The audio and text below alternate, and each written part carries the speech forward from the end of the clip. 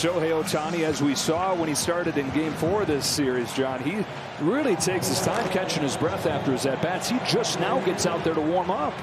Yeah, I think for some reason they're going to give him a little extra time. But, yeah, leading off, man on third, he had to get out there. This is his first warm-up pitch, and we're ready to play. So that's pretty amazing and pretty late. But this guy, with all the pitches he has, the thing I'm going to be looking for in the early part is his RPMs. Is he going all out on every pitch, or is he going to still pitch? The hardest thing about a Game 7, you forget sometimes you still have to pitch, and he's a pitcher. Well, he's never had fewer than 5 days rest after a full start. He pitched on Tuesday, so this is 3 days rest, by far the shortest amount of time that he's made a start with. And we asked Dave Roberts, okay, what does that mean for tonight? And Dave said, I don't put anything past this guy. There are no limits. I'm going to sit back and watch him go.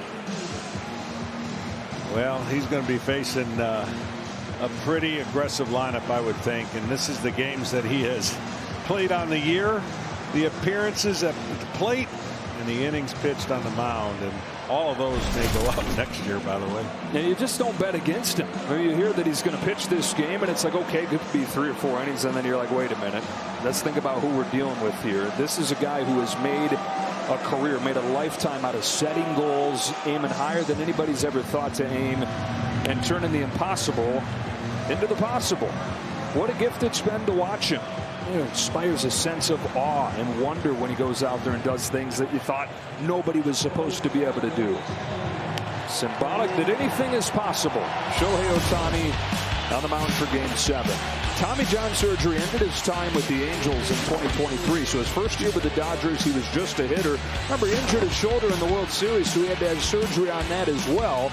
And then a methodical, thought-out build-up. 1 inning, and then 2 innings, and then 3 innings to get him ready for this in the postseason. Springer stands in. Ohtani comes home and misses high with his first pitch. Pretty remarkable what George Springer's doing as well. He leaves Game 3. Looks like you're probably not going to see him again in this World Series. Some kind of side injury. Comes back yesterday, 2 for 4, knocks in their lone run. Ohtani's not close with his first 2. Well, he knew he was going to swing first pitch, so he threw a breaking ball. And I'm telling you, get out there late. It's not the easiest thing to do when you're starting. In your mind, you're kind of rushing, even though he looks like he's not. 3 bad misses. You know, in the old days, if a pitcher was on third base in the first inning, that means your team had at least 4 runs. and you got about a 15-minute delay, and you get rewarded that way. Strike 1. Ohtani started Game 4 on Tuesday, pitched into the 7th inning. Gave up just 2 runs over the first 6 innings. 2 runs scored after he left in a loss. His 3-1 to Springer is a fastball scorched to left center field. A leadoff hit for George Springer. Incredible. Biting pain on every swing, finding a way, and a leadoff hit in Game 7. Short and quick to the ball. That's what Springer has to be. He cannot afford to swing and miss. It hurts. But you know what? He says, I don't care what pain feels like. This is Game 7, and he isn't going to miss it. Well, I think we were both shocked yesterday and how well he did. And a lot of props to him for getting ready and the training staff. 3 out of 5 since coming back. Nathan Lucas takes in the dirt. Backhand by Will Smith. You got the former World Series MVP at the top in Springer fighting through his injuries. You've got Guerrero hitting 3rd, and then kind of hidden here in the 2 spot is a 31-year-old who at the start of this season said, hey, if I don't get a real shot this year, I'm at peace calling it quits.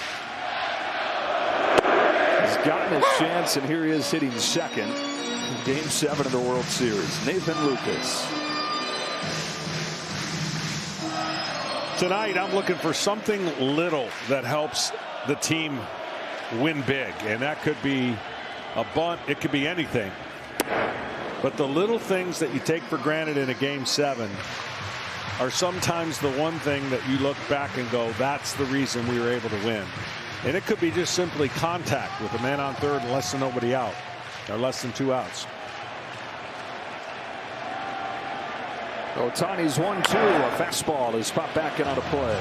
You've said that you've pitched in several Game 7s, one World Series Game 7, and you said that is its whole own entity from anything else. Yeah, it is. I mean, you get to the park, you're thinking about what it's going to be like. Nobody wants to lose. You know there's going to be a moment. You cannot be afraid to be part of that moment, good or bad. On 1-2, Lucas takes in the dirt.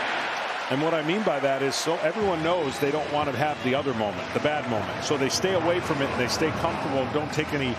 They just don't play their game. The guys who are on the mound or at the plate or in the field that are ready for the moment, the slower heartbeat usually wins out in games like this. First World Series Game 7 the Blue Jays have played in for the Dodgers. Their 7th World Series Game 7. Springer at first with a leadoff single. Ohtani home with a 2-2 and a ground ball foul. And part of that might be, as a pitcher, having the touch on your secondary stuff. Right now it's been a little bit rough for Ohtani. It looks like, you know, he hasn't connected with that secondary stuff. That's where you can get out of your body. That's where you can get out of your mechanics. That's what a Game 7 and pressure can do. But then as soon as you lock in, you approach it like a regular season game. Tries it again and strikes him out with the splitter, which he's not used a ton. He's got a deep arsenal. That's a pitch he's not brought along. And that's a great pitch for him. Could be a big one against this guy right here, Vladimir Guerrero Jr. Right from his first at-bat of the postseason. He homered against the New York Yankees. He has had an epic tear through this October, hitting .412, 8 home runs, including one against Ohtani earlier in this World Series. Hit a hanging breaking ball. I think if this, don't know how many bats he's going to face Ohtani, but that split would be a good pitch against Guerrero.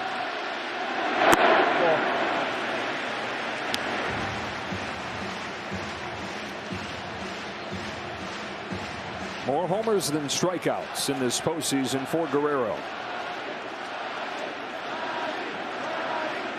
On a 1-0, he takes ball 2. One hit shy of the all-time postseason record. Randy Arozarena in the 2020 postseason.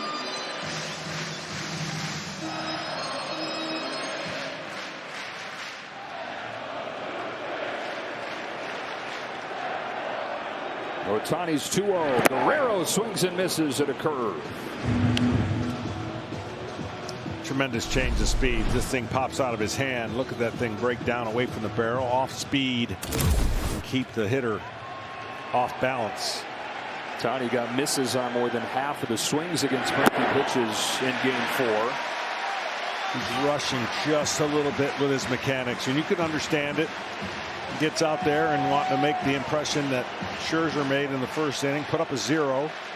But he's just getting a little too ahead of himself on some of his pitches. Dangerous pitch right here. Guerrero chops it foul, and the count goes full. Another curveball there. That's a pitch that he's leaned on more and more. He got 7 or 8 different pitches. That's his best change of speed pitch, though. Pretty much all of them he throws hard. That curveball, though, in the 70s gives him a different look. 31-year-old from Japan. 6 seasons with the Angels. Didn't have a chance to play in the postseason there. Just a hitter last year with the Dodgers. Wins the title. Trying to make it 2 for 2 to begin his time with the Dodgers. His 3-2 to Vlad Jr. It's a fastball to get him. Springer was running.